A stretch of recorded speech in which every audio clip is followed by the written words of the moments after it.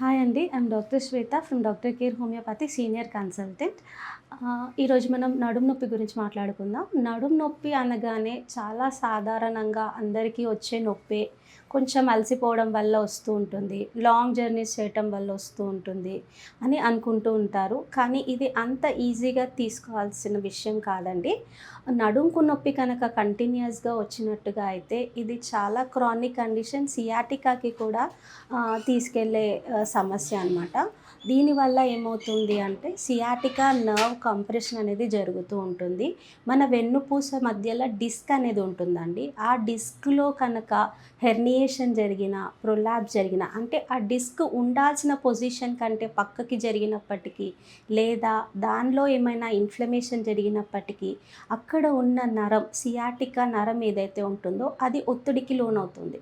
దానివల్ల ఏమవుతుంది అంటే కాళ్ళల్లో నొప్పి రావటం. అంటే మొదట్లో ఎలా ఉంటుంది అంటే కొంచెం లేచినప్పుడు ఇబ్బందిగా అనిపించటం, కాలు పట్టేసినట్టుగా అనిపించటం, 2-3 అడుగులు వేయగానే కాలి నరం ఇలా వెనక్కి లాగినట్టుగా అనిపించటం అనేది చూస్తూ ఉంటాము.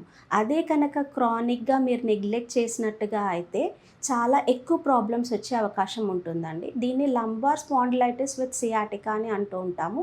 దీంట్లో లంబార్ డిస్క్ ప్రొలాప్స్ కానీ, డిస్క్ హెర్నియేషన్ కానీ జరగటం వల్ల ఏమవుతుంది అంటే ఈ నరం అనేది ఒత్తిడికి లోనవుతుంది. దీనివల్ల ఆ నరం లాగినట్టుగా అవ్వటం, కాళ్ళల్లో మంటలు రావటం, కాళ్ళ హిప్ దగ్గర నుంచి వేలి వరకు, తుంటి భాగం నుంచి కాలి బొటన వేలి వరకు కూడా ఒక నరం లాగినట్టుగా అనిపిస్తూ ఉంటుందండి. దీనివల్ల విపరీతమైన నొప్పి రావటం, పడుకున్నా కూడా రిలీఫ్ రాదు, కూర్చున్నా రిలీఫ్ రాదు. దీనివల్ల చాలా ఇబ్బంది పడుతూ ఉంటారు.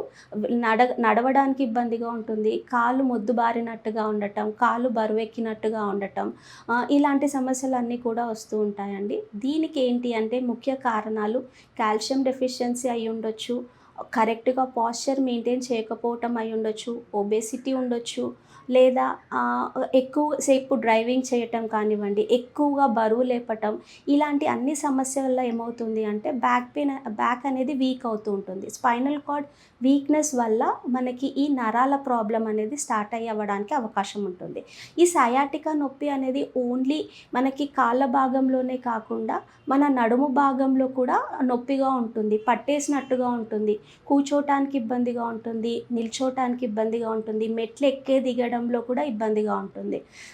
ఈ సమస్యను కనుక నెగ్లెక్ట్ చేసినట్టుగా అయితే కొందరిలో ఈవెన్ యూరినరీ ప్రాబ్లం కూడా స్టార్ట్ అయ్యే అవకాశం ఉంటుందండి.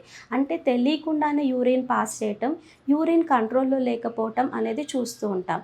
అదే హోమియోపతిక్ ట్రీట్మెంట్కి వచ్చినట్టుగా అయితే అసలు ఈ ప్రాబ్లం రావటానికి గల కారణం ఏంటి? ఒకవేళ పేషెంట్ కింద పడి ఇంజురీ అయినట్టుగా అయితే దానికి ఆర్నికా అనే మెడిసిన్ ఇస్తాము. అలాగే ఎక్కువగా స్ట్రెయిన్ అవ్వటం వల్ల వచ్చినట్టుగా అయితే రస్టాక్స్ అనే ట్రీట్మెంట్ ఇస్తాము. చిన్న కదలిక వల్ల కూడా నొప్పి వస్తున్నట్టుగా అయితే బ్రయోనియా అని ఇస్తాం. ఇలా మనకి హోమియోపతిలో ఒక్కొక్క కారణానికి డిఫరెంట్గా మెడిసిన్స్ అనేవి ఇవ్వటం జరుగుతూ ఉంటుంది. సో ఈ పేషెంట్ యొక్క కాజ్ని బట్టి వాళ్ళకి ఈ ప్రాబ్లం ఎందుకు వచ్చింది అనేది మనం రూల్ అవుట్ చేసుకొని ట్రీట్మెంట్ ఇవ్వటం ద్వారా పేషెంట్కి ఒక తొందరగా రిలీఫ్ రావటం, ఈవెన్ సర్జరీకి వెళ్ళకుండా ముందే మనం కనుక ప్రివెంట్ చేసుకున్నట్టుగా అయితే ఈ ప్రాబ్లమ్ని మనం క్రానిక్గా ఉండకుండా ప్రివెంట్ చేసుకోవచ్చు. ఈ నడుము నొప్పిని కనుక మనం తొందరగా గుర్తించకపోతే ఏమవుతుంది అంటే క్రానిక్గా మారిపోయి డిస్క్లో బల్జెస్ వచ్చే అవకాశం ఉంటుందండి. డిస్క్ బల్జ్ కానీ, హెర్నియేషన్ కానీ జరగటం వల్ల ఏంటి అంటే సర్జరీ మాత్రమే దీనికి సొల్యూషన్ అని అనుకుంటూ ఉంటారు. బట్ మైల్డ్ అండ్ మోడరేట్ స్టేజెస్లో కనుక హోమియోపతిక్ ట్రీట్మెంట్ని కనుక అప్రోచ్ చేసినట్టుగా అయితే సర్జరీ అవసరం లేకుండా మనం బేసిక్ మెడిసిన్స్, దానితో పాటు చిన్న ఎక్సర్సైజెస్ ద్వారా ఈ సియాటికా నొప్పికి మనం ట్రీట్మెంట్ అనేది తీసుకోవచ్చండి. ఎవరైనా ఇలాంటి సియాటికా నొప్పితో బాధపడుతున్నా లేదా క్రానిక్గా నడుము నొప్పితో బాధపడుతున్నా కింద స్క్రోల్ అవుతున్న నెంబర్కి కాల్ చేసి అపాయింట్మెంట్ తీసుకోండి.